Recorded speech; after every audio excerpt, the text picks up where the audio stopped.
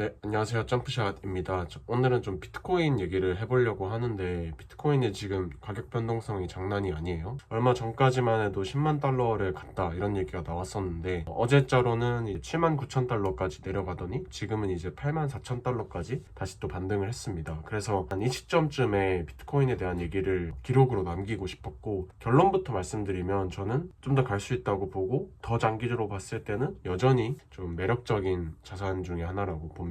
지금은 한 8만 4천 달러 정도 되네요. 그래서 지금 가격이 어느 정도에 와 있냐를 보려면 기술적으로 접근할 수도 있고 펀더로도 볼 수 있을 텐데, 먼저 기술적으로 한번 살펴보겠습니다. 첫 번째가 이제 200일선 기준으로 판단을 하는 거예요. 차트로 봤을 때 200일이 대략적인 중장기 추세로 볼 수는 있다고 판단합니다. 그래서 200일선 기준으로 봤을 때는 이제 막 200일선을 터치한 수준이라 이게 상승장 속에서는 어떻게 보면 싸진 상태다 정도로만 봐주시면 됩니다. 두 번째가 200주를 기준으로 판단을 하는 건데, 이 200주는 좀 더 롱텀이죠. 왜냐면 대략 이러면 한 3.8년에서 4년 정도가 나오게 되는데, 그 정도면 비트코인의 이제 반감기 사이클이랑 일치하게 됩니다. 그래서 200주를 기준으로 보자는 분들은 지금 비트코인 반감기 사이클 상에서 좀 가장 최저가의 가격을 찾고 싶은 분들이 많이 보는 거고, 당연히 200주 기준으로 봤을 때는 가격이 많이 올라와 있어요. 그래서 지금 200주 기준으로는 한 44,000달러 정도 되는데 84,000달러 정도니까 가격이 좀 높다고 볼 수 있는 거죠.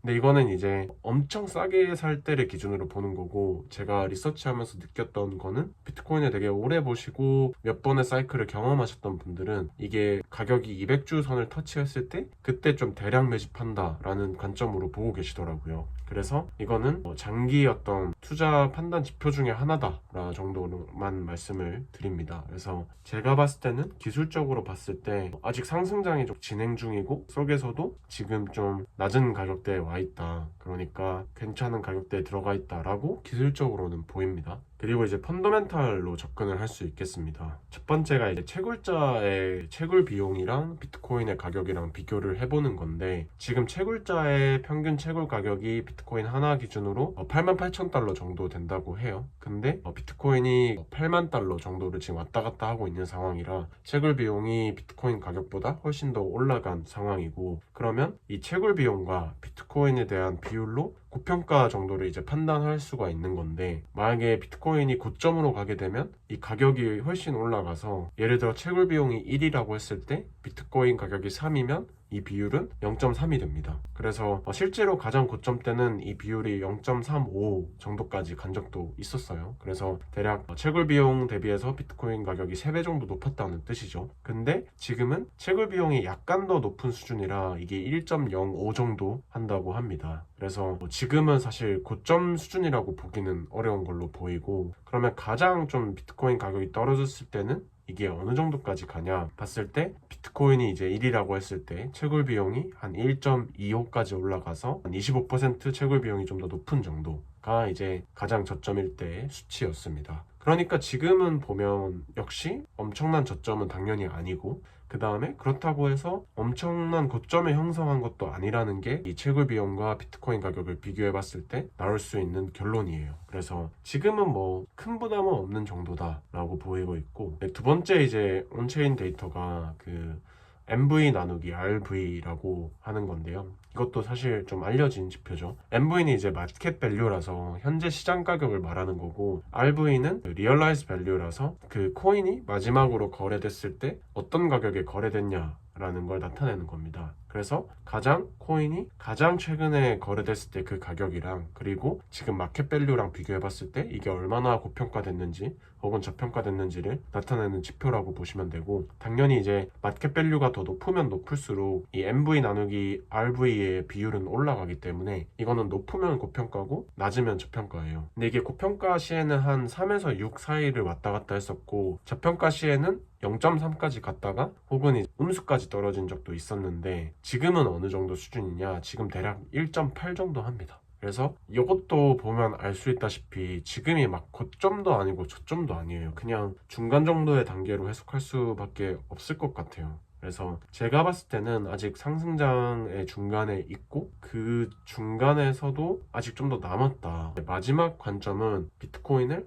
하나의 어떤 한 개의 개별 단위로 보는 게 아니라 전체 시가총액 관점으로 보는 거예요. 이거는 이제 제가 가장 좀 좋아하는 방식이고, 왜냐면 어떻게 보면 가장 시계열이 길게 이 비트코인의 가격을 전망하는 모델이거든요. 그래서 전체 시총을 길게 봤을 때 어느 정도가 적당하냐에 대한 관점입니다. 이걸로 사실 가장 알려진 사람이 저는 마이클 세일러라고 생각해요. 스트레이티지의 CEO죠. 근데 이제 이 사람의 관점에 대해서 제가 한번 말씀을 드리면, 지금 대략 금의 시가총액이 한 19조 달러 정도 하거든요. 그리고 비트가 현재 한 1.7조 달러라서 한 비트가 금 대비해서 대략 9% 정도 됩니다. 근데 이제 미술품이 이제 18조 달러를 하고, 차가 6조 달러 하고, 주식이 115조 달러 하고, 부동산이 330조 달러, 채권도 300조 달러, 그냥 현금이 120조 달러라고 해요. 그러면 총합에 일단 전체 자산군이 한 900조 달러가 되는 거죠. 근데 이 900조 달러를 이제 부를 유지하는 수단으로 쓸 텐데, 그 수단으로 쓸 때 여러 가지 비용이 발생할 겁니다. 뭐 부동산으로 치면 등기를 치는 게 될 수도 있고, 뭐 그림이면 그림을 보관하거나 관리하는 데 비용이 들 수도 있고, 그런 걸 다 감안했을 때 마이클 세일러 말로는 이 900조 달러의 부를 유지하는 비용들이 한 2%만 잡아도 18조 달러가 든다는 게 이 사람의 생각이에요. 그래서 이제 18조 달러면 금의 시가총액만 하거든요. 그리고 그 정도로 어떤 낭비가 발생하고 있다는 게 첫 번째 관점입니다. 그런데 이제 이 2%를 포함해서 기존의 전통 자산군이 갖고 있는 문제점들이 뭐냐를 살펴보면, 세금이 문제가 된다던가, 관세가 문제가 된다던가, 전쟁이 발생한다던가, 여러 가지 문제들이 있다는 거예요.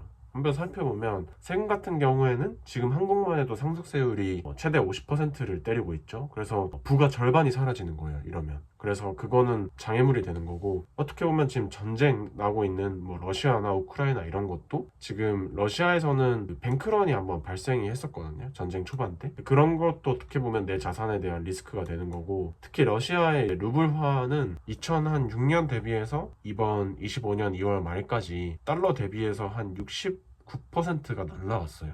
그래서 또 예를 들면 화재 같은 게 될 수도 있죠. 지금 특히 이번 겨울에 미국의 이제 캘리포니아 주에서는 화재가 많이 나서 목조 주택이 많이 타버렸었잖아요. 근데 어떤 분들은 그 목조 주택이 자기의 전 재산이었단 말이죠. 그러면 이제 거기 정말 많은 재산들이나 뭐 부채나 이런 것들이 담겨 있을 텐데, 그게 이제 타서 없어지게 되면 그거 자체로도 엄청 큰 리스크가 된다는 거예요. 그래서 세일러 말은 이런 각종 뭐 세금, 전쟁, 화재, 관세 이런 것 때문에 기존 전통 자산군에서 일부 더 나은 자산군이 뭐냐 했을 때 비트코인이라는 답을 내릴 수 있는 사람들이 생길 것이고, 그들이 파킹을 그런 전통 자산이 아니라 비트코인을 하게 되면 전체 자산군에서 차지하는 비트코인의 비중이 시간이 갈수록 커진다는 입장입니다. 그래서 셀러가 얘기하고 있는 거는, 비트코인이 2024년에는 대략 전 세계 자산군에서 한 0.1%를 차지를 했었는데, 한 20년 뒤인 2045년도에는 전 세계에서 자금이 흘러 들어와서 한 7% 정도까지 늘어난다는 게 셀러의 포인트예요. 사실 좀 일리 있다고는 생각을 합니다. 근데 이게 뭐 정확히 7%냐에 대한 것까지는 별개로 봤을 때, 다른 뭐 금이나 금 같은 경우는 이동이 제한되어 있죠. 특히 한국이 가지고 있는 금도 영란은행에 들어가서 대리해서 보관을 하고 있는 거죠. 그다음에 주식도 사실 뭐 유상증자나 이런 것들이 충분히 리스크가 될 수가 있는 거고, 부동산은 그 지역에 머물러야 한다는 리스크가 있는 거죠. 그래서 이제 이런 거 관점에서 블랙락의 CEO인 레리 팽크도 했던 말이 있습니다. 비트코인은 각국에 발생하는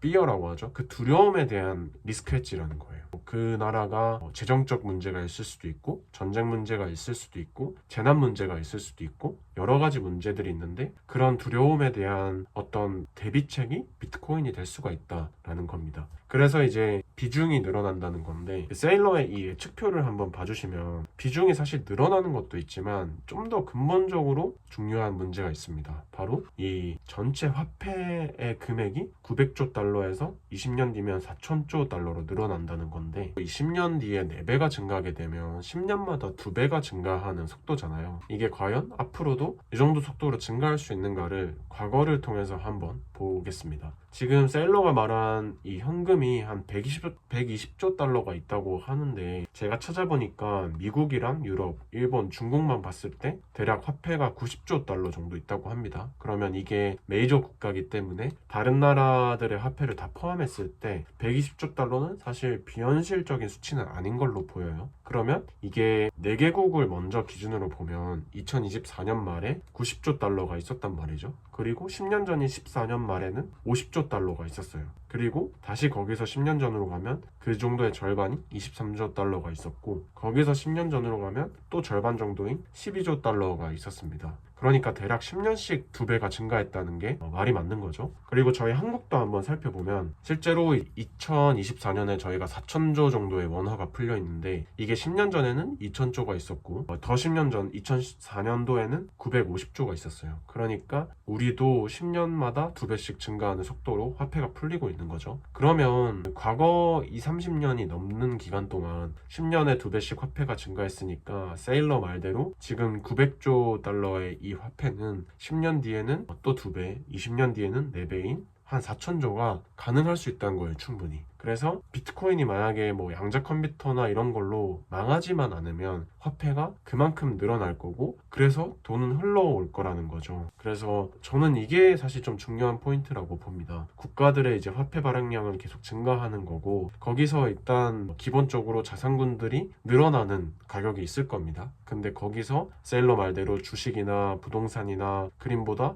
비트코인이 더 나은 수단이라고 믿는 사람들이 늘어나면 자금 흐름 때문에 그런 것 때문에라도 지금보다 더 높은, 4배보다 더 높은 가격으로 증가할 수가 있다는 거죠. 이게 긴 시계열로 봤을 때 돈은 매일 풀리고 있기 때문에 단기 폭락에는 우리가 좀 연연하지 않아도 된다는 결론을 세울 수가 있어요. 물론 저도 사이클이 걱정이 되고 이번 폭락 때는 뭐 마음이 편하지는 않지만, 이게 사실 당장 한국만 해도 지금 4천조에서 10년 뒤에 8천조로 가려면 매일같이 한 1.1조는 돈이 풀려야 되는 속도거든요. 그러니까 그런 관점에서 봤을 때 매일마다 구매력이 희석되는 이벤트가 발생하고 있고, 이게 쌓이게 되면 돈은 정말 많이 풀려가지고 그런 것들이 다 이런 자산군들이 흡수를 할 텐데, 우리가 이렇게 단기의 어떤 심리 때문에 폭락하고 왔다 갔다 하는 거를 걱정을 과연 해야 될까라는 생각도 하게 됩니다. 그래서 결론을 내리면 지금 데이터나 뭐 기술적인 분석으로 봤을 때는 아직 저는 상승장의 중간 단계에 있다고 생각하고, 그리고 더 긴 시기열로 봤을 때는 결국 돈은 풀리고, 그 다음에 비트코인을 기존 전통 자산군보다 우세하다고 믿는 사람들의 자금이 비트코인에 들어올 수 있기 때문에 더 긴 시기열로 봐서는 염려를 하지 않아도 된다는 뜻입니다.